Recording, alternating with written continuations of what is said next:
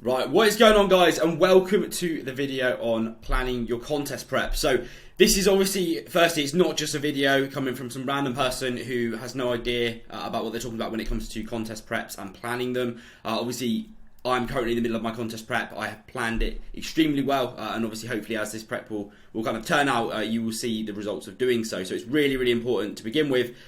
Before you even dedicate yourself and say that you are going to do a contest prep, make sure that you watch this kind of presentation and obviously understand that you do need to plan your contest prep, and that is ultimately a massive factor of it being successful or not, which I will be diving into now. So the first thing to touch on is competing for you. So before we even dive into the actual planning aspect of the prep itself, make sure that you do understand whether or not doing a contest prep is actually a wise decision or not.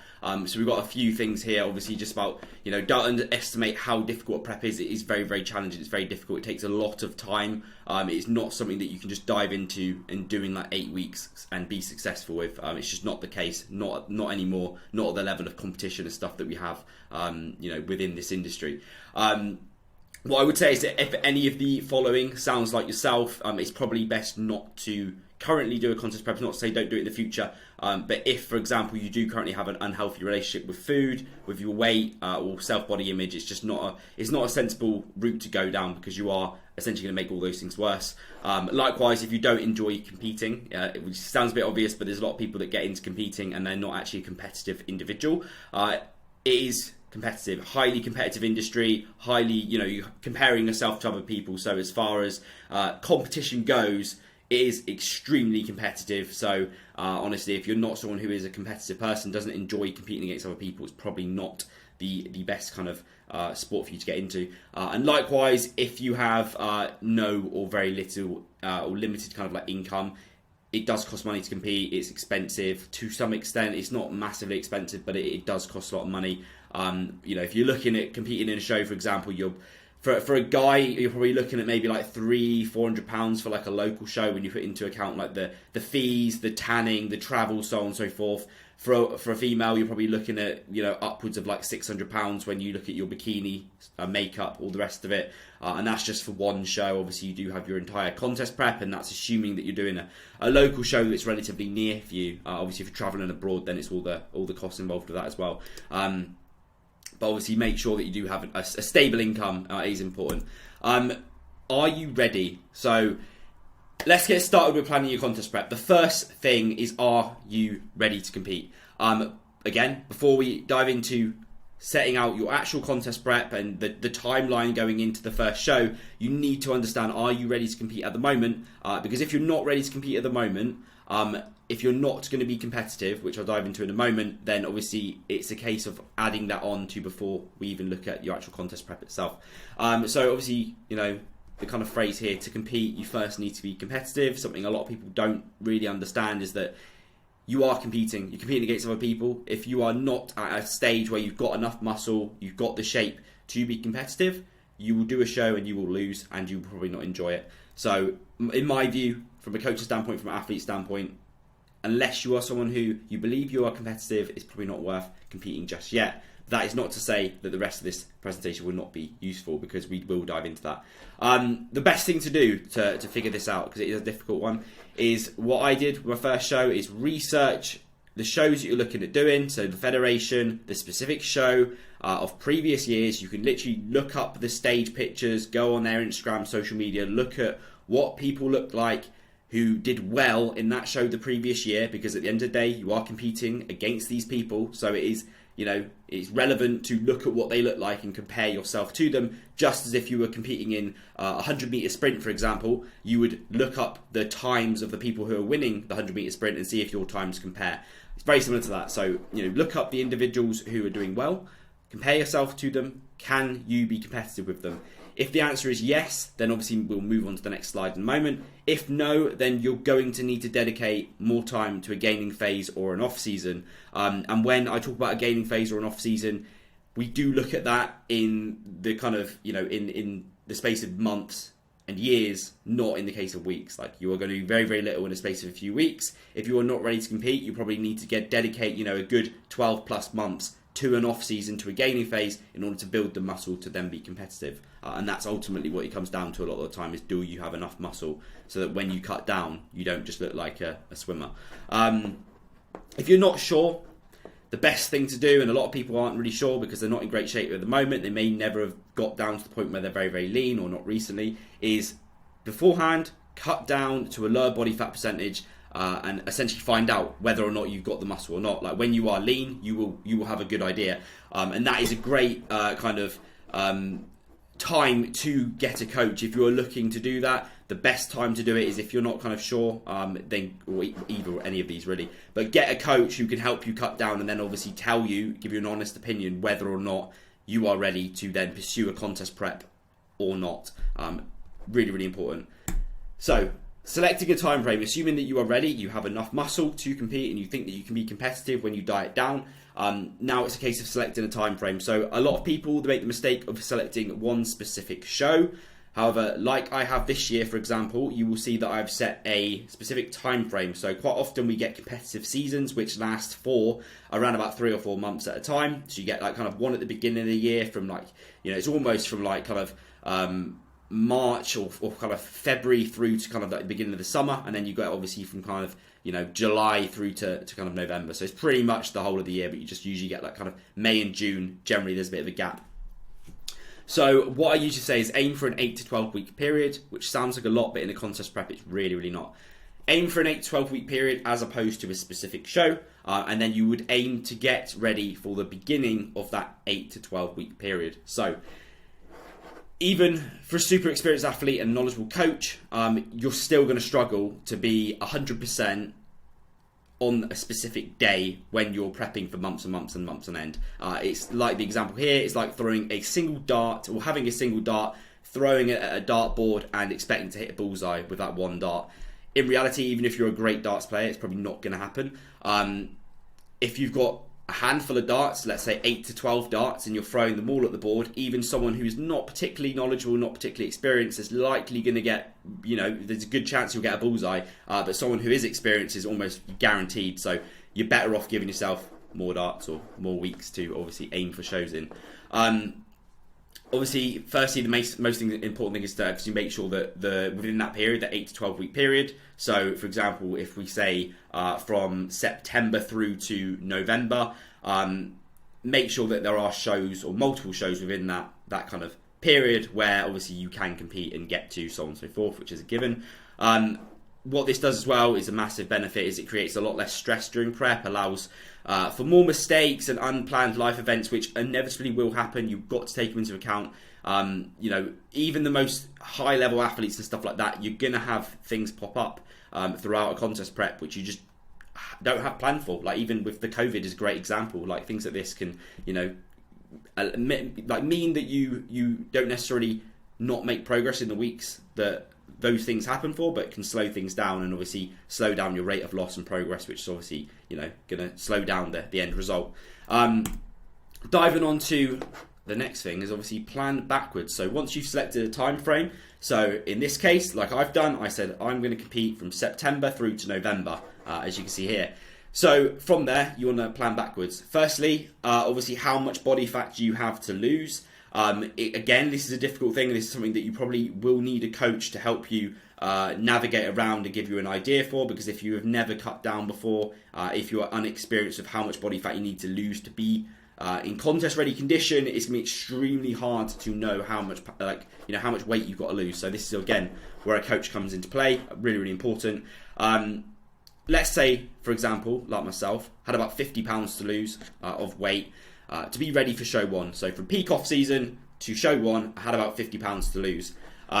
Rate of loss to do that. So rate of loss is really, really important. That is how much weight we can lose over the course of a week, each week, consistently. It's important to realise that, again, depending on how perfect your lifestyle is for bodybuilding, it will depend on obviously generally how much body fat in terms of pounds you can lose per week without it affecting things. So your body's only capable of losing so much weight per week as it is when it comes to body fat. Generally, the upper end of that is kind of 2.5 to 3 pounds per week, and then the lower end of what you would expect is probably like £1 per week. This is assuming that obviously you know what you're doing and you've got a good plan in place, you put in the work. so on, so forth. So in this example, we will go somewhere in the middle. We'll say £1.50 per week, which I think is a realistic. It's a realistic target for most people. If you're, really dedicated to it, you're going to work hard. You've kind of planned your life up and set it up so that you can kind of do this properly as you should. £1.50 per week is what I would go off as average. If, for example, you've got £50 to lose, you need to then obviously divide £50 by £1.50 per week, and it will give you the amount of weeks it's going to take to essentially lose all the body fat that you need to lose, all the weight that you need to lose in order to step on stage to condition, which in this case is 33 weeks, which sounds like a lot, but that is why most people do not get in condition for their shows. And they blame it on water, they blame it on stress, so on and so forth, all these excuses, but in reality, they just don't give themselves enough time. It takes a lot longer than you think. And for example, if you have £50 that you need to lose, which most people, like I would say almost 99.9% of people who go into a contest prep from an off season, especially first time competitors more often than not, have over £50 to lose. So it's going to take you over 30 weeks to do a contest prep. Obviously, part 2 is 33 weeks all at once is a little bit too much. If you're dieting consistently for 33 weeks all at once, as you can imagine, it's going to be very difficult. You're probably going to have a few weeks where you drop off, and it's just not going to be ideal. So what I would usually suggest in that case is that you split it up into 2 phases, and that you have a pre-contest prep phase where you initially get lean. So the first port of call is going from your off season, obviously then going into a phase where you get lean, then having a break in between maybe of like 6 weeks where you basically go back up to maintenance or in a little surplus, and then obviously from that phase, then you start your contest prep. So obviously working backwards, that now means that you need 39 weeks from the start of your contest prep or contest season, so your first show, we need 39 weeks to get rid of all the body fat and get you in contest ready shape. So, as you can see, the time is a lot more than what most people think, and this is why most people don't end up getting in the condition that they want, because they need a lot more time. Generally, it's then best to add a couple of weeks, obviously, for mistakes, so on and so forth.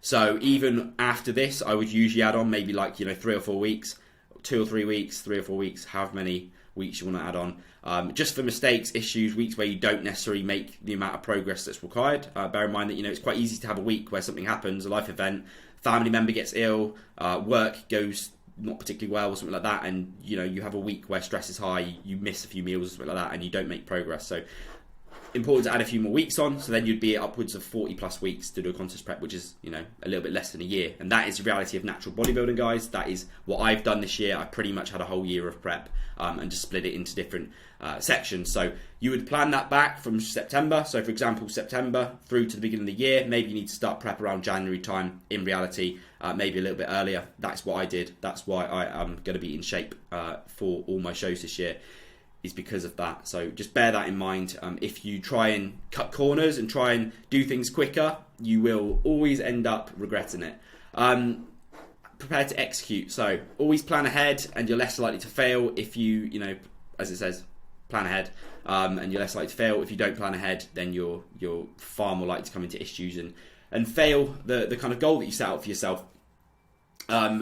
Ensure you do the following things before starting your prep. So firstly, make sure that you can financially afford it. Obviously, like I said, it lasts a long time. It's not like there's any additional costs during a contest prep, really. It's just your food, so on and so forth. But the main thing is the time that it takes. And obviously for a lot of people, you're going to have to find that time from somewhere, and quite often that time is going to come from your time where you would be working. So obviously there's so much free time that we all have anyway, but quite often, especially self-employed people like myself, like when I'm doing a contest prep, I take on less clients. So it's, I don't have the time to work with as many clients when I'm in a contest prep, so I naturally have to sacrifice some income in order to do my contest prep. So it's not necessarily directly coming out of your pocket, but it is sacrificing potential income that you could be earning. And likewise, if you've got a job where you're working many hours, you may have to kind of cut down on the hours to fit in all the time that you need to do for cardio, so on and so forth.